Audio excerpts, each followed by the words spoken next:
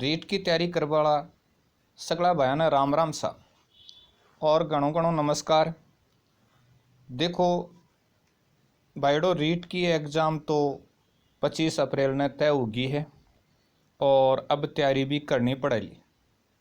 तैयारी करवा को एक ही फार्मूला है कि दिन रात उठता बैठता सोमता जागता तैयारी के लाग्या रवांगा, जना जार आपने सफलता मिलेली, आप अपने लक्ष्य पर पहुँचाला। तो दोस्तों तैयारी करने के लिए मैं भी थारे साथ है लगातार प्रयासरत रहूँगा और रोजीना 2-3-4 वीडियो थारे सामने भेजतो रहूँगा। वीडियो थाने पसंद आवे चोखो लागे तो शेयर कर दीजियो, नहीं चोखो लागे तो कोई बात को नहीं, पण तैयारी जरूर करजो। थारी तैयारी ने मत छोड़जो क्योंकि 31,000 री मोटी भर्ती आ रही है और ये मोटी भर्ती रो आपने फायदो उठानो है। राजस्थान रा सगला भाइयों आपा 90% मनोविज्ञान का पहली पढ़ लिया 3 वीडियो में और अब चालो आपा आगे बढ़ा और आगे प्रश्न पढ़ा।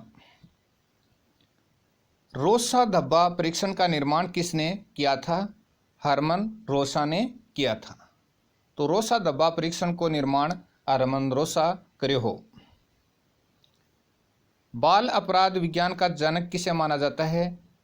सीजर को माना जाता है। तो बाल अपराध विज्ञान रो जनक सीजर ने मान्यो जाए है।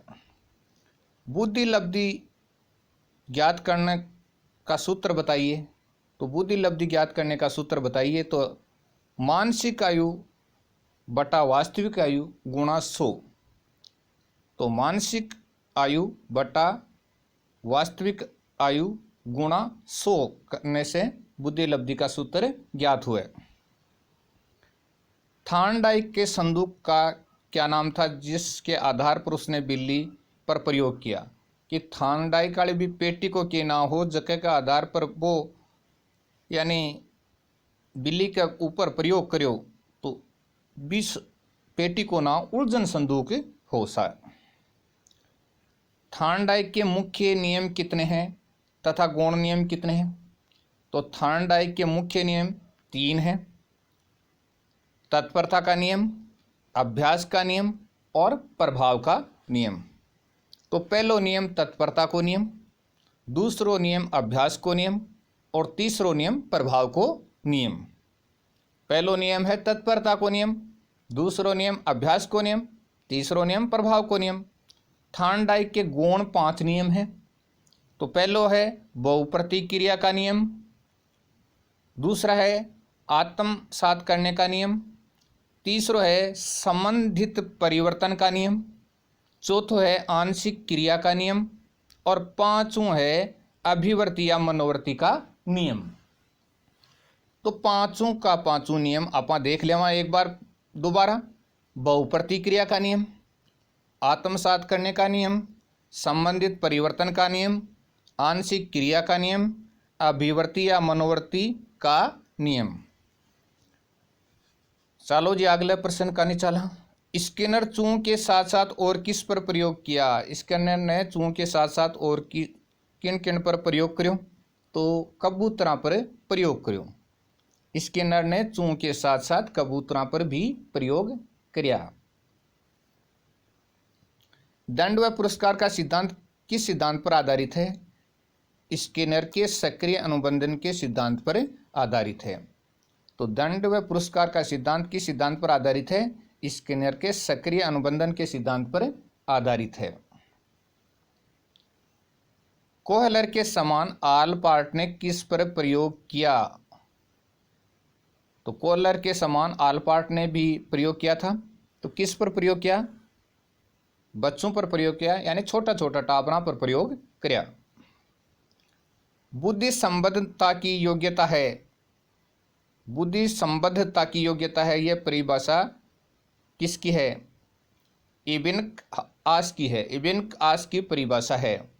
तो यह परिभाषा थोड़ी करड़ी में तो आने तो बार बार पढ़नी पड़े तो बुद्धि संबद्धता की योग्यता है, ये परिभाषा इब्न आस की है। बुद्धि सीखने या अनुभव से लाभ उठाने की क्षमता है। बुद्धि की यह परिभाषा किस मनोवैज्ञानिक ने दी? डियरवार्न ने दी थी। बुद्धि सीखने या अनुभव से लाभ उठाने की क्षमता है। बुद्धि की यह परिभाषा डियरवार्न नामक वैज्ञानिक ने दी, यानी जो मनोवैज्ञानिक है उसने। बुद्धिमान व्यक्तियों का प्रमुख लक्षण माना जा सकता है अमूर्त चिंतन। तो जका बुद्धिमान हुए जका अमूर्त चिंतन करें, अमूर्त जको दिखाई न देवे, आपने सामने न वे इन की चीज़ा ने वे सोचें, बन बुद्धिमान कहे। तो बुद्धिमान व्यक्तियों को पहलो लक्षण वह कि जकी चीज़ दिखाई न देवे, जकी चीज़ सामने न वे, बी के ऊपर वह चिंतन करें, तो वो बुद्धिमान व्यक्तियों को पहलो लक्षण हुआ है। थर्स्टन महोदय ने बुद्धि की कितनी प्राथमिक योग्यताएं बतलाई? 7 प्राथमिक योग्यताएं बताई कि बुद्धि की 7 पहलोड़ी योग्यता हुए, प्राथमिक योग्यता हुए। शिक्षा लब्धि, शिक्षा की जिसको उपलब्धि कह सकते हैं, उसको निकालने का सूत्र क्या है? तो शिक्षा का योग बटा शारीरिक आयु, शिक्षा का योग बटा शारीरिक आयु, यानी शिक्षा कत्ती करी और शारीरिक आयु कत्ती है भाग दे और गुणा बाकी निकल जाए, यानी शिक्षा का योग बटा शारीरिक आयु। बालक की बुद्धि लब्धि कितने वर्ष की आयु तक बढ़ती है? यानी बुद्धि की उपलब्धि है, बुद्धि की जो बढ़ने की रफ्तार है वह 31 साल ताने बढ़े, तो 16-18 साल ताने बढ़े, बाद में बुद्धि कम बढ़वा लग जाए। सृजनात्मक बालकों की क्या विशेषता होती है? तो जका बालक सृजनात्मक हुए बाकी क्या विशेषता है? एक तो बुद्धि प्रखर हुए, दूसरा स्वतंत्र विचार में, तीसरा अपने आप को प्रदर्शन करें, वह अपना आप को प्रदर्शन भी करें, फिर कार्य में भी स्वतंत्रता हुए। तो प्रखर बुद्धि हुए, स्वतंत्र विचार हुए, अपना आप को प्रदर्शन करें और कार्य में भी क्या हुए? स्वतंत्रता हुए। बुद्धि के 2 तत्व सामान्य योग्यता और विशेष योग्यता किसने मान्य हैं? तो बुद्धि का 2 तत्व मान्य ही, एक सामान्य योग्यता मानी है, दूसरी विशेष योग्यता मानी है। तो ए मानी ही स्पीयरमैन ने, स्पीयरमैन है वो बुद्धि का 2 तत्व मान्य ही, एक सामान्य योग्यता और दूसरी विशेष योग्यता। भूख, प्यास, काम और निद्रा किस प्रकार के प्रेरक हैं? तो भूखा मरनो, प्यास, काम और नींद ए जन्मजात प्रेरक हैं। ए जन्मजात ही, जन्म के साथ ही आदमी के साथ ही आवे है। भूख भी लागनो सागे चालू जाए, प्यास भी सागे, काम की भावना भी सागे और नींद भी सागे, जन्म है, यानी जन्मजात प्रेरक हुए। तो ए भीतर जो प्रेरक शक्ति में जकी ही है। रुचि को हम किस प्रकार के प्रेरक की श्रेणी में रख सकते हैं? तो और रुचि कौन सा प्रेरक में आवे? तो ओ भाई अर्जित प्रेरक में आवे, रुचि है जो कि अर्जित प्रेरक के अंदर आवे है। खेलना और आनंद प्राप्त करना किस प्रकार के प्रेरकों की श्रेणी में माने जा सकते हैं? खेलबो और आनंद प्राप्त करबो कौन सा प्रेरक ही? तो ए स्वाभाविक प्रेरक ही। खेलबो और आनंद प्राप्त करबो स्वाभाविक प्रेरक ही। प्रशंसा, पुरस्कार, सहयोग, निंदा, तो बढ़ाई, इनाम, एक दूसरे को सहयोग करबो, बुराई करबो किस प्रकार का प्रेरक ही? तो ए भाई बनावटी प्रेरक ही, कृत्रिम प्रेरक ही। प्रशंसा, पुरस्कार, सहयोग, निंदा ए कृत्रिम हुए, तो कृत्रिम को मतलब है बनावटी प्रेरक। आत्म प्रदर्शन, आत्म सुरक्षा, सामाजिकता आदि किस प्रकार के प्रेरक हैं? तो आपकी सुरक्षा, आपको दिखाओ करनो और सामाजिकता की भावना, समाज की भावना एक कियान का प्रेरक हैं। तो ए सामाजिक प्रेरक मावे, समाज का प्रेरक माने जाए, आपना आपको दिखाओ करबो, आपकी रक्षा करबो और समाज की भावना जक्यों जुड़े रहे, ए सामाजिक प्रेरक हुए। संज्ञानात्मक विकासवादी सिद्धांत का के जनक का नाम बताइए? तो संज्ञानात्मक विकासवादी सिद्धांत जीन प्याजे दियो हो। संज्ञानात्मक विकासवादी सिद्धांत का जनक जीन प्याजे हैं। जीवन लक्ष्य किस प्रकार का प्रेरक है?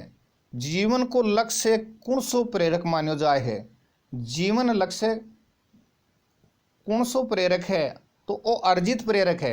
इन अर्जित करना पड़ा है, अपन कमाना पड़ा है। एक तरह की आ कमाई है, तो लक्ष्य है वो आप अर्जित करा। जीवन को लक्ष्य है वो प्रेरक है, अर्जित करना पड़ा है। जे अपन लक्ष्य बना लिया कि अपन रेट में पहलो स्थान लानो है, तो वो अर्जित लक्ष्य है। प्रबलन का सिद्धांत, जिसका नाम यथार्थ सिद्धांत, परिष्कृत सिद्धांत, क्रमबद्ध व्यवहार सिद्धांत भी है, ये किसका सिद्धांत है, तो वो हल्को सिद्धांत है। और ये हल्के सिद्धांत का 3-4 नाम और भी हैं। 3-4 नाम कौन सा हैं? एक नाम है यथार्थ सिद्धांत, दूसरा नाम है परिष्कृत सिद्धांत, और तीसरा नाम है क्रमबद्ध व्यवहार सिद्धांत। तो प्रबलन को सिद्धांत भी हल्को ही है, यथार्थ सिद्धांत भी हल्को ही है, परिष्कृत सिद्धांत भी हल्को ही है, और क्रमबद्ध व्यवहार सिद्धांत भी हल्को ही है। तो अपन हल्के सिद्धांत का 3-4 नाम याद रखना ही। प्रबलन को सिद्धांत तो है ही है, इसका 3 नाम और भी हैं, यानी परिष्कृत सिद्धांत, यथार्थ सिद्धांत और क्रमबद्ध व्यवहार का सिद्धांत। अगला प्रश्न आपनो है, बच्चा नवीन व्यवहार किस प्रकार खोजता है। तो छोटो सो बच्चो है, यानी वो नयो व्यवहार क्या खोजे, तो वो सीख कर खोजे। सीख करके नयो व्यवहार है भी खोज करे। बच्चा नवीन व्यवहार किस प्रकार खोजता है, तो सीख कर करता है। अब विक्रमित अनुदेशन किस प्रकार का अनुदेशन है। भाई भाषा बहुत कड़वी हुआ है मनोविज्ञान की, तो वो स्वतः अधिगम हुआ, और अधिगम को मतलब है सीखना।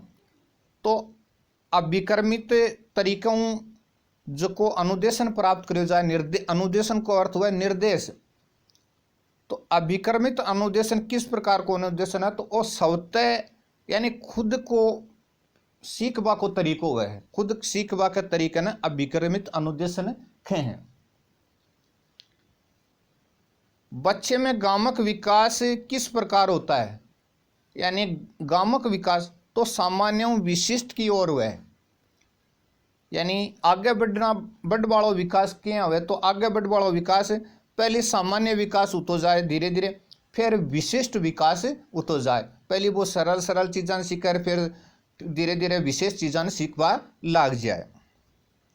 मनोविज्ञान को चेतना का विज्ञान किसने कहा। अब मनोविज्ञान ने चेतना को विज्ञान कौन कहो, तो विलियम जेम्स, विलियम वुंट और जेम्स सली, ए 3 जगह मनोवैज्ञानिक हा, ए मनोविज्ञान ने चेतना को विज्ञान कहो। एक तो विलियम जेम्स, दूसरो विलियम वुंट और तीसरो जेम्स सली। चलो भाई अगलो प्रश्न, बुद्धि संरचना मॉडल का निर्माण किसने किया।